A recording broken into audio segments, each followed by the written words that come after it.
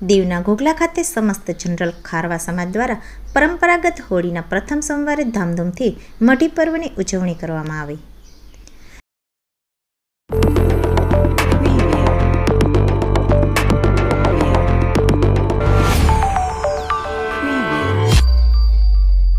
કેન્દ્રશાસિત પ્રદેશ દીવના ઘોઘલા ખાતે દર વર્ષે હોળી પછીના પ્રથમ સોમવારે મઢી પર્વ એટલે કે શંકર પાર્વતીના પાલખી યાત્રાનો ધાર્મિક કાર્યક્રમ યોજાય છે. શંકર પાર્વતીની પાલખી યાત્રામાં બહોળી સંખ્યામાં લોકો આસ્થા સાથે જોડાયા હતા. દીવમાં સમસ્ત જનરલ ખારવા સમાજ દ્વારા મઢી પર્વની ઉજવણી ધામધૂમથી, શ્રદ્ધાથી અને આસ્થાપૂર્વક ઉજવવામાં આવી. મઢી પર્વ ખારવા સમાજનો એકમાત્ર એવો પર્વ છે જે માત્ર ને માત્ર ઘોઘલા ખાતે જ ઉજવવામાં આવે છે. આ પાલખી યાત્રામાં અન્ય સમાજના લોકો પણ જોડાયા હતા. આ મઢી પર્વની ઉજવણી નવનિયુક્ત પટેલ ભરત લક્ષ્મણના માર્ગદર્શનમાં અને નવનિયુક્ત કોટવાલ લાલજી ચેરાજ તથા આગેવાનોના નેતૃત્વમાં આયોજિત કરવામાં આવ્યો હતો. શંકર પાર્વતીની પાલખી યાત્રાનો પ્રારંભ જે ચોરાનો વારો હોય છે ત્યાંથી જ કરવામાં આવે છે.